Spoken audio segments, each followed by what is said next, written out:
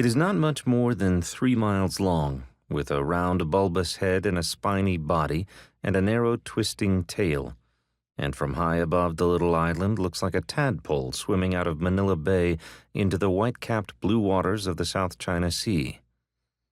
Before the war that began on December 7th, 1941, it was a strikingly beautiful place, serene and peaceful. The huge guns of the coast artillery were not in plain view, and what the casual visitor saw was this: gently wooded slopes containing trees of every shade, from dark, glossy olive to the palest lettuce green, neat wooden bungalows with screened porches set amid a riot of red hibiscus, white frangipani, yellow oleander, purple bougainvillea. A dusty road which curved and twisted as it climbed from a sleepy barrio at sea level to a wide plateau 600 feet above the cliffs, where the real purpose of the place finally met the eye in the form of a 3-story concrete barracks that stretched, fantastically, for over a quarter of a mile and fronted a vast parade ground where sharply turned-out soldiers drilled. But, as if to soften Topside's starkly military appearance, there was also a minute but sporty golf course nearby, a library, a cinema, and a beautiful old lighthouse from Spanish days. All around the plateau, in the officers' houses that nestled among the trees and flowering shrubs, the raucous cries of banana birds would wake the inhabitants to a fresh, breezy morning, quite unlike the suffocating heat and humidity of Manila, 30 miles across the bay.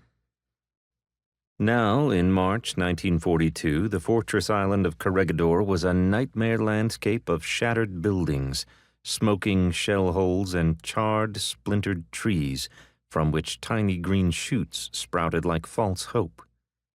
The golf course was cratered beyond recognition.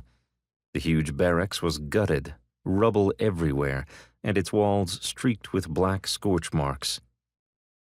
Corrugated iron roofing rattled in the breeze that soughed through its ruins. Scraps of paper seemed to be everywhere, loose pages from 1,000 books blown apart by a bomb that demolished the library. The big coastal guns were now nakedly exposed.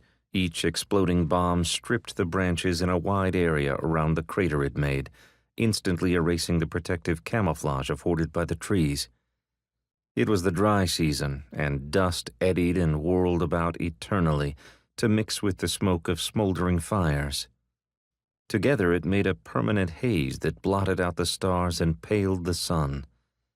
But with everything around it blasted and burned and smashed, with gaping craters encircling it, the 100-foot wooden flagpole still stood in the middle of the parade ground, and the stars and stripes, a bit tattered, still flew.